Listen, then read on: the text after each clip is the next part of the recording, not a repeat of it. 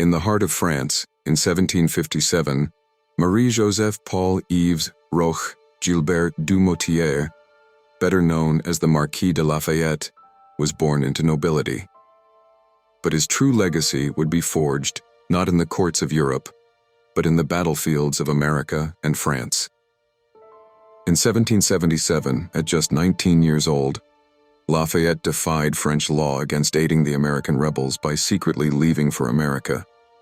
He landed in South Carolina in June, having purchased a ship out of his own funds when the French government initially thwarted his plans. His youthful enthusiasm and wealth quickly won him the admiration of George Washington, who treated him like a son. Lafayette's most notable military contribution was at the Battle of Brandywine in September 1777, where he was wounded but continued to fight, rallying the troops. His leadership was pivotal in the Siege of Yorktown in 1781, where he commanded troops in the decisive victory that effectively ended the war. Unknown to many, during the winter at Valley Forge, he used his own money to buy clothes for the suffering American soldiers, showcasing his commitment to the cause. Returning to France, Lafayette's ideals of liberty influenced the drafting of the Declaration of the Rights of Man and of the Citizen in 1789.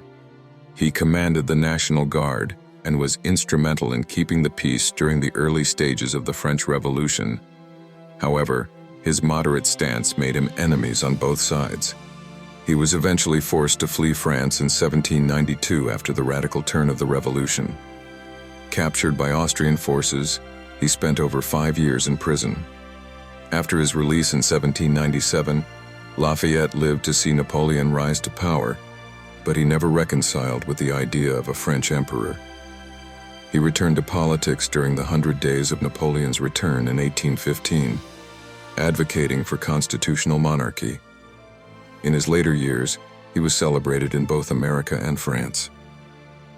In 1824, at the age of 67, he embarked on a grand tour of the United States, invited by President James Monroe, where he was met with nationwide acclaim as cities named in his honor and monuments were erected.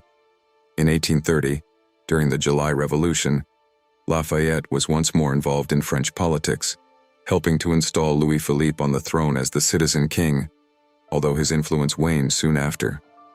Lafayette died on May 20, 1834 in Paris.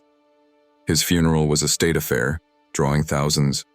His heart was buried in a cemetery in Paris, while the rest of his remains were interred at the Picpus Cemetery, near where many victims of the guillotine during the Revolution were laid to rest, symbolizing his lifelong connection to both liberty and sacrifice. Lafayette's life story is a testament to dedication to freedom across 2 continents, making him a true hero of 2 worlds, whose contributions often go underappreciated in the annals of history.